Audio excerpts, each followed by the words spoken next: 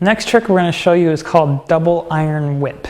This is a really cool looking trick, really impressive.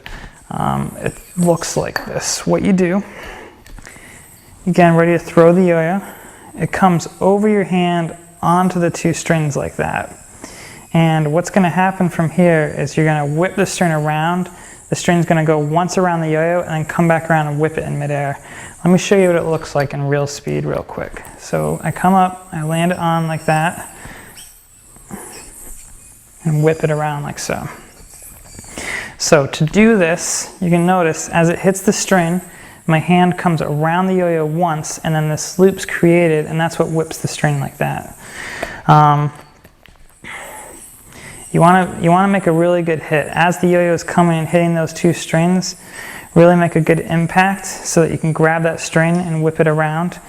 If you haven't learned iron whip already, iron whip is this trick that we did in the expert or advanced section. Make sure you can do this one. This is really important for being able to hit the double version of it like that.